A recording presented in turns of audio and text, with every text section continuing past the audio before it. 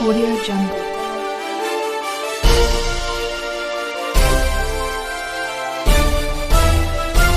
Audio Jungle.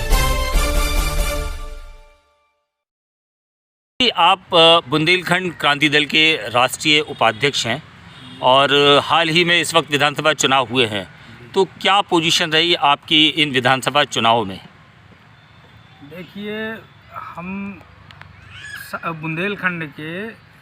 Bundelkhand से 7 ज़िलों में चुनाव है जो संगठन हमारा काफ़ी तैयार रहा, जिनमें से हमने जो किन्हीं सीटों में समर्थन दिया है और किन्हीं सीटों में हमने जो अपने प्रत्याशी खुद उतारे हैं। करबी की सदर सीट से हमने खुद उतारे हैं राजू सम्राट जी को।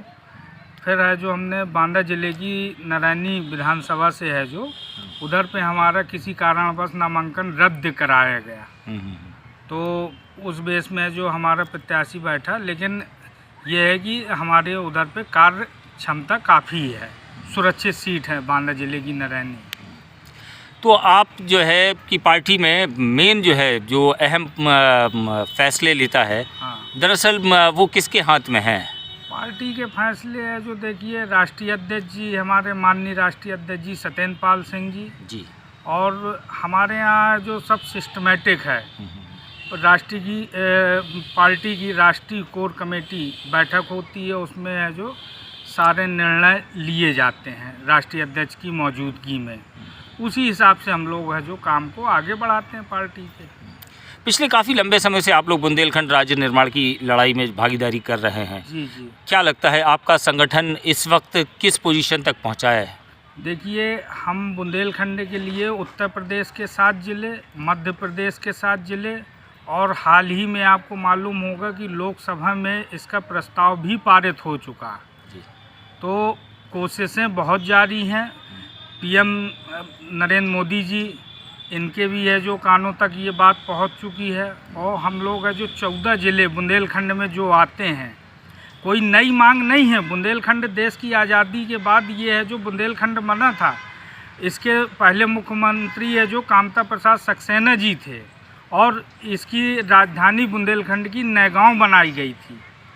इसको है जो कई इसमें विस्तार पूर्वक बातें हैं जो कि आगे बताएंगे, लेकिन हम पुनः बुंदेलखंड चाहते हैं क्योंकि हमारे यहाँ से खनिज संपदा हर चीज़ को लूटा जा रहा है बुंदेलखंड से। और दूसरी बात ये हो जाती है कि बुंदेलखंड में है जो हम लोगों का ना नौकरी का है भरोसा, जितने भी पढ़ लिख रहे हैं ना यूनिवर्सिटी पे, सब जगह केवल लूट चल रही है।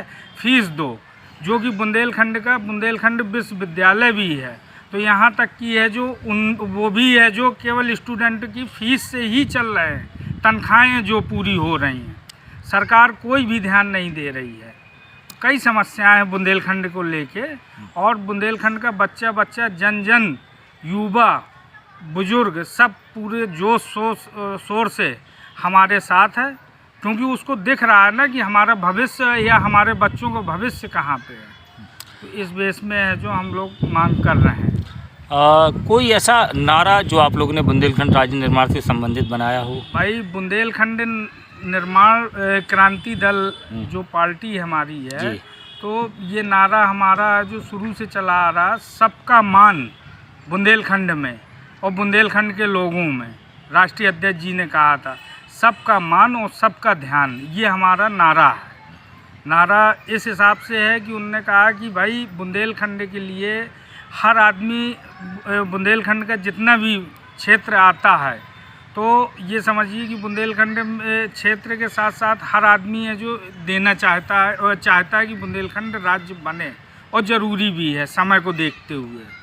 कोई ऐसी अपील जो आप बुंदेलखंड की जनता से करना चाहते हो? बुंदेलखंड की जनता से मैं यही एक अपील करूंगा कि अगर आप YouTube में इस इंटरव्यू को देखें मेरे, तो मैं यही कहूंगा कि बुंदेलखंड क्रांति दल का है जो हर तरीके से सपोर्ट करे, और ये आप ही के लिए है, हम सब को के लिए है।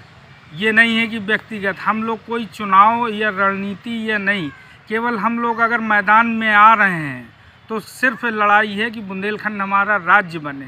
क्योंकि उस तरह का व्यवहार हो रहा है जो कि घर का पिछवाड़ा होता है, हम लोग कूड़ा फेंकते हैं, उस पे बहुत देर पे ध्यान दिया जाता है। तो हम यही अपील करेंगे बुंदेलखंड के 14 ज़िलों में कि थोड़ा सा है जो आप लोग देखें, सहयोग करें। भाई राष्ट्रीय अध्यक्ष जी हमारे देख रहे हैं, पार्टी के सभी हर 14 ज़िलों में संगठन भी है हमारा, तो उनका सहयोग करें।